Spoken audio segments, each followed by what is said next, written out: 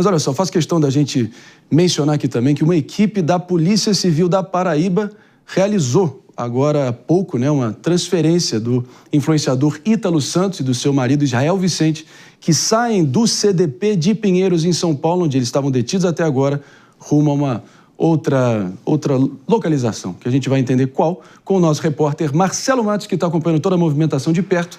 Ao que tudo indica, né, Matos? Eles devem ser transferidos para João Pessoa. Ao que tudo indica, voltar ali para o território paraibano. É por aí? Procede? Bom dia. Muito bom dia, Marinho, e a todos que nos acompanham aqui no Morning Show e também pela Jovem Pan. Há poucos instantes, então, o Ítalo Santos e o seu marido deixaram aqui o CDP de Pinheiros. Ele estava preso aqui em São Paulo desde o dia 15 de agosto, numa comitiva, da polícia e também da escolta. Levou, evidentemente, ele para o Aeroporto Internacional de São Paulo, que fica ali em Guarulhos, lá na região de Cumbica, portanto. Há poucos instantes, então, saiu a comitiva aqui pela Marginal Pinheiros, depois seguiu pela Marginal do Rio Tietê. E como você disse, ele já era investigado pelo Ministério Público da Paraíba e agora está retornando, portanto, ao seu estado de origem. Estava preso aqui em São Paulo desde o dia 15 de agosto, Esse caso, ele já teve todas as redes sociais banidas, é investigado já pelo MP da Paraíba já há algum tempo. A denúncia que foi feita pelo influenciador Felca, apontando aí, ele está sendo investigado por pedofilia, exploração sexual de menores, a chamada adultização, que motivou até uma reação do Congresso, uma discussão de projetos aí que possam proteger as crianças brasileiras e também adolescentes. E, portanto, esse vídeo do Felca teve mais de 30 milhões de visualizações e a partir daí houve toda a decisão da prisão preventiva dele aqui em São Paulo. Ele e o marido então deixaram aqui há pouco o centro de detenção provisória de Cadeião aqui de Pinheiros. Um avião vai levá-los então para o estado de origem e nós tivemos ontem aqui as informações que chegaram. O exame de corpo de delito de ambos foi realizado lá no IML de São Paulo por volta da meia-noite e eles ficaram prontos então para sair hoje, eu repito, pouco depois das 10 horas então. Ítalo Santos e seu marido deixaram aqui o CDP de Pinheiros em direção a Cumbica no aeroporto e vão retornar agora para o estado de origem deles, que é a Paraíba, Marinho. Vamos continuar acompanhando, daqui a pouco voltamos com mais informações aí diretas na programação da Jovem Pan. Retorno com você nos estúdios na Avenida Paulista, Marinho. Matos, sempre preciso, obrigado. Bom trabalho por aí.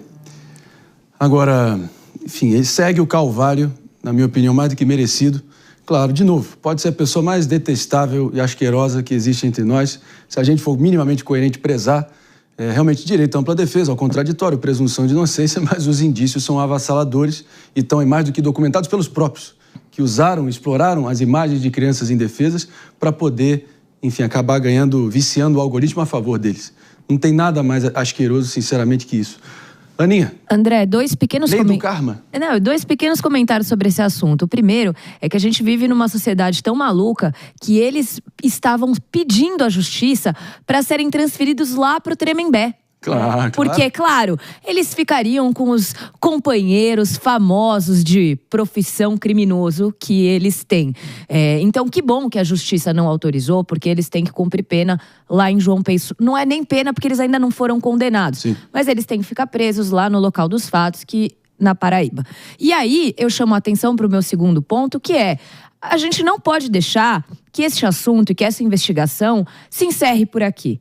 Porque, muito embora eles sejam as caras deste crime horroroso e quem mais lucrou com eles, provavelmente, a gente tem o envolvimento de muitos outros personagens, Dos pais, das mães que permitiam que os próprios filhos fossem filmados. E eu, como mãe, fico pensando na cabeça dessas crianças e adolescentes que estavam sendo levadas para um lugar totalmente inadequado por seus próprios pais, em troca de valores que, se não me engano, se limitavam a 3, 4 mil reais por mês. Quantos milhões não ganharam esses influenciadores pagando esses pais por 3, 4 mil reais? Ou seja, se aproveitando de uma situação de miserabilidade que aquela família tinha. E se você pegar parte desses personagens, inclusive, tem postado nas redes sociais mensagens de afeto, de apoio ao Ítalo e ao marido. Então, assim, a gente não pode deixar que essa investigação se acabe aí, tem que condenar, óbvio que tem, mas se acabe por aí, porque tem muitos outros responsáveis por tudo que essas crianças e adolescentes sofreram, que também precisam ser devidamente investigados e possivelmente condenados. Exploração sexual de menores de idade, trabalho infantil, tráfico humano e agora o casal sendo transferido para o presídio em João Pessoa. E eu trago aqui, em nome da precisão, a penitenciária Desembargador Flósculo da Nóbrega, conhecido como Presídio do Roger. Eu, sinceramente, não pretendo conhecer quem é o Roger, mas, de qualquer forma, talvez os dois conheçam.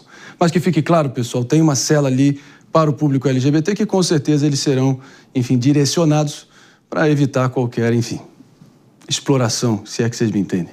Mano Ferreira.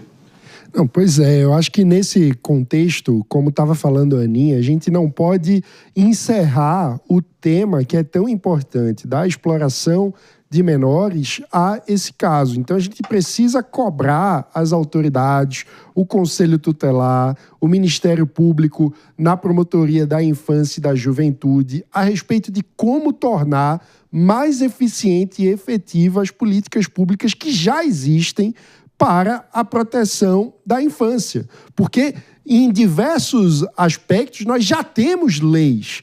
Então, a gente muitas vezes fica numa ânsia a cada novo fato midiático de criar uma nova legislação, quando precisamos depurar o que faz as leis já existentes não estarem sendo devidamente aplicadas. E nesses casos tem muito do que a gente precisa falar sobre a eficiência da máquina pública, a eficiência do Ministério Público, a eficiência do Conselho Tutelar, a eficiência dos nossos assistentes sociais que atuam já na nossa rede pública, como fazer com que as escolas sejam capazes de identificar quando um aluno, porque toda criança no Brasil, em tese, está matriculada numa escola. Então, a escola é um ambiente fundamental para a gente conseguir identificar e proteger uma criança que está sendo vítima de exploração. Então, como que nós podemos articular essas políticas públicas que já existem para que elas sejam mais eficientes na proteção das nossas crianças? Temos que fazer esse debate evoluir.